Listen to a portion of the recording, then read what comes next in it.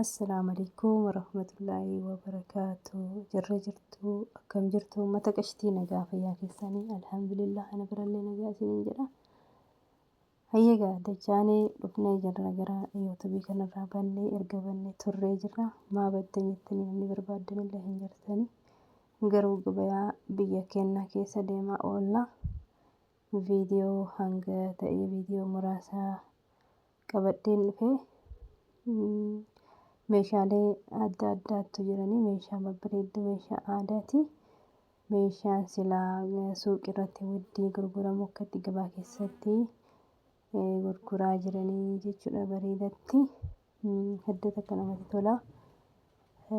Maal jechuu barbaade ho'itelleen as jirti qoriin as jirti. Meeshaalee faaya aadaa Oromoo meeshaa babbareedaa kana bakkirraa argattan godina Arsii keessatti argattu jechuudha. Arsii kana yoo bilbila kaayee yoo jettan bilbila isiniif kaayaa naqunnamtanii argachuu ni dandeessanii jechuudha. Isa kanarraa kan hafe viidiyoo dalagaa dura dhaabeen ture amma viidiyoo dalaguuf itti deebi'eetiin jira. Haaluma kanaan bifuma kanaan hojjetuuf deebi'eetiin jira. Bifa kanaan immoo warri hojjedhu jettanii na deeggartan itti fufii naan jedha koomentii naaf kaayaa akka hamilee godhadhu. Kanaan dura baay'ee tokko haalli bareedatti namatti ulfaata beektanii yeroo nama yoo hin qabaatiin nama wajjin dalagayyoo hin qabaatiin yuutuubiin hin ulfaata. Fakkeenyaaf amma ani bakka amma akkatti ofii kiyyaa waraabee zoom godhee isin agarsiisaa jiru kana gatii wajjin waa hundaa gaafachaatiin isiniif waraabuun barbaade gatii gaafachuuf namni kaameraamaanii yoo hin qabaatiin gabaa keessa dhaqanii sanillee ta'u hayyama barbaachisa jechuudha. Kanaaf hanguma ta'e tokko ani haa daawwattanii haa ilaaltanii jedhee qabadhee fide. Waan natti tole waan natti bareede isin agarsiisaa jira. Hagiyoo isinitti bareede ajajachuu dandeettanii jechuudha. Ani mootuu bilbila kiyya isiniif kaa'aa heloo jedhaatiin naqunnamaa isiniin jedha. Inshaallah kana malallee kan magaalaa Adaamaa keessatti gurguraman meeshaalee akka elektirooniksii meeshaalee akka distii wamara isiniif qopheessaa jechuudha. Kun meeshaa aadaati. Meeshaan aadaa qodaa itti elmatanii jechuudha. Akkatti bareedu akkatti saamsamee dhufe ilaala. Bakka qophii takka bakka waa takka hin barbaachisu jechuudha. Intala heerumsiisuu barbaannan horii itti elmatu barbaannan qoraafamtee wamara itti tole dhufe jechuudha. Meeshaan kun meeshaa akkaan namatti toludha. Meeshaa babbareedaadha isiniin jedha. Kanaaf daawwattoota fi kabajamtoota kiyya amma magaalaa Adaamaa jirra. Magaalaa Adaamaallee waan isin qabdu meeshaalee kanneen kana argachuu dandeettanii.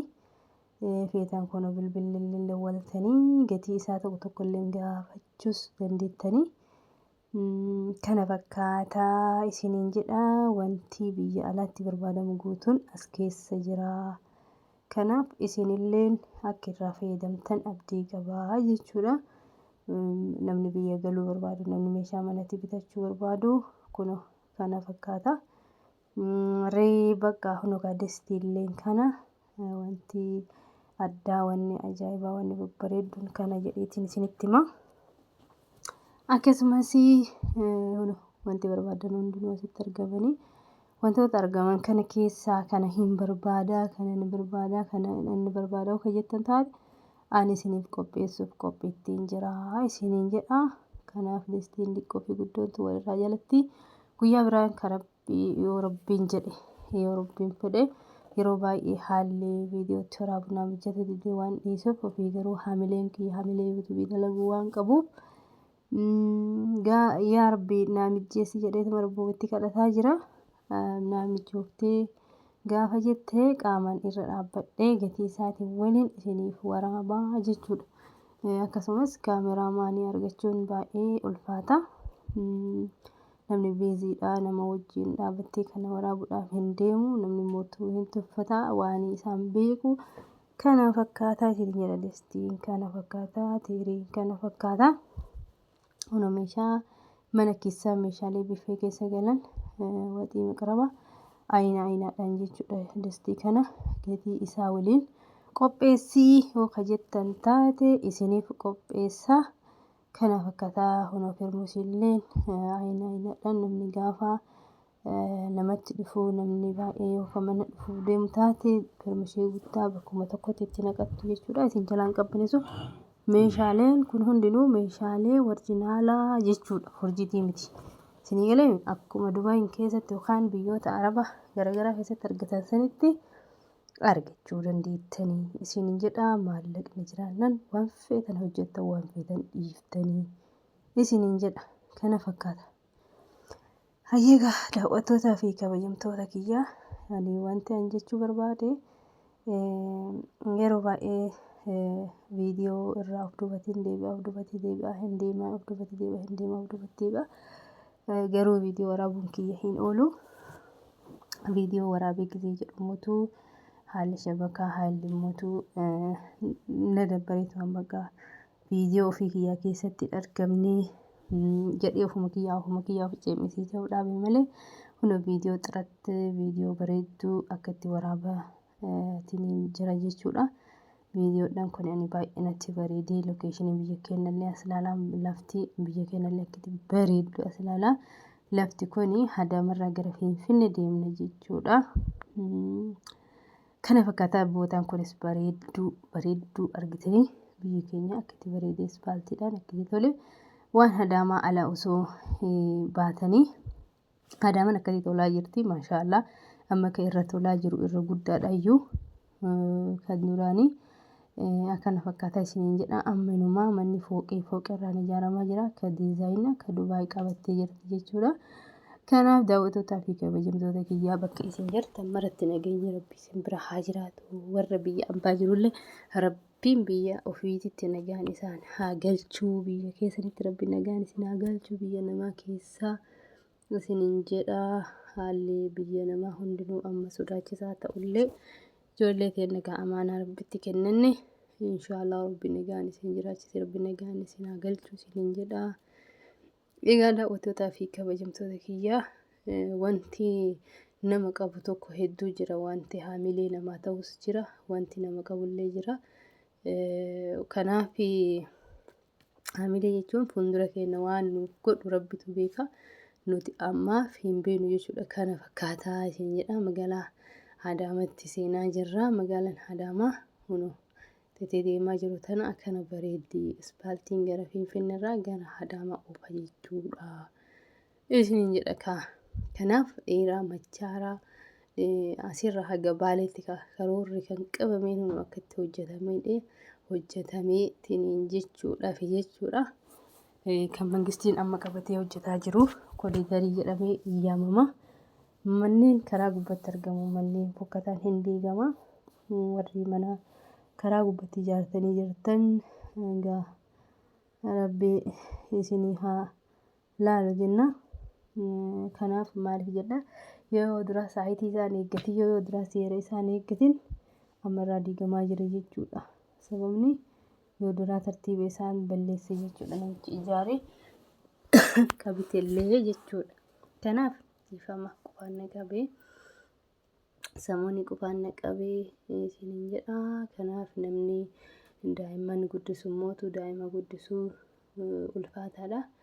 Baay'ee tokko yeroo baay'ee hawwii yuutuubii kiyyaa irratti deebi'ee viidiyoo tolchuudhuma qabuyyuu wantoonni na dhorgan wantoota adda addaa wantoota tokkotu jiranii isiniin jedha. Maaliif asumaan odumaa ani viidiyoo waraabbataa jiru daa'imti yoo na jalaa bootti jedhee yaadda. Kanaaf namni mootuu murteessaadha. Namni wal jajjabeessee waliin dalagaa baay'ee hedduu takka namni mootuu murteessaadha isiniin jedha. Egaa daawwattootaa fi kabajamtoota keenyaa jiruun inshaallah itti fufa. Jiruun addunyaa qabsoodha. Qabsoon itti fufa. Akkatti nafu yaa rabbi daandii makaa akkuma daandii kana bareechisteetti yaa rabbi jiruu keenya hundaa bareechisi jedha kadhadha. Jiruun ilma namaa bareeddee addunyaatti illee akhiratti illee rabbi nama haa bareechisu. subhaanallah nama akiraan baddee nama addunyaatti tolillee rabbi nuun godhini. Addunyaa fi akirattillee toltuu ganda lamaanii barbaannaa jechuudha. Egaan kaa daawwattootaa fi kabajamtoota kiyyaa lafa babbareedduu akkana jirtu tana qabnaa. Gizeen bona waan ta'eef gizeen kun diqqoo bona waan ta'eef malee gizee isiin magariisaa gizee isiin bareedduu isiniif waraaba jechuudha gizee rabbiin jedhe tokko. Kanaaf baay'ee tokko namatti bareedaa xiratiin isaa amma kana fakkaataa isiniin jedha lafa qonnaan bulaati jechuudha. Laffeen amma isin agartan kun muluun isaatu akkana fakkaataa. Kanaaf rabbitu jira tana yaadaan du'inaa jedhanii miree rabbiin nu haa gargaaru inshaallah. Rabbiin waan nu yaadne yaadaa muraada keenya rabbi galmaan nuuf haa ga'u isiniin jedha. Tolchaa du'aayii godhadhaa du'aayii kadhadhaa. Waan hin jedhu irraa bareechisee wannani rabbi hi'a kadhadhu rabbiin nama rakkisin rakkoo rabbi nama jala haa qabu. Rakkoon hammaatti yoo taate badii guddaa fiddi waan ta'eef kanaaf isiniin jedha. Egaa imalli keenya itti fufee isiniin jira. Imalli keenya kana fakkaata. Anillee waan natti tole waan natti bareede waan das na jedhee qabadheetiin dhufee isin argisiise jechuudha. Tokkoffaa magaalaa baadiyyaa keenya akkaataa isaanitti meeshaalee gurguratan meeshaalee faaya aadaa babbareedaa itti gurguratan isiniif qopheessee isin agarsiise jechuudha. Lammaffaan immoo namni gatii isaallee achitti gaafadheen jira jechuudha. Baay'ee qallaalidha gatiin isaa. Amma suuqirra dhaqnee Ahmadee magaalaa suuqii tokko yoo dhaqnu widdiidha jechuudha. Garuu achitti baay'ee tokko babbareedduu tana kan gurguran gatii laaffisanii karaakkaranii bakka bituu danda'an jechuudha. Kana fakkaataa isiniin jedha. Meeshaalee babbareedaa meeshaalee argitanii harka laalanii bitatan maratanii meeshaa bareedduudha. Kanaaf warri yaada akkasillee qabaattan nu dubbisaa isiniin jenna. Lakkoofsa bilbila kiyyaa yoo yuutuubiin kaasuu baate jalattiin isinii barreessa jechuudha. Kana fakkaataa nagaan naa tura. Assalaamu alaikum warahmatullahi wabarakaatuh. Nagaan.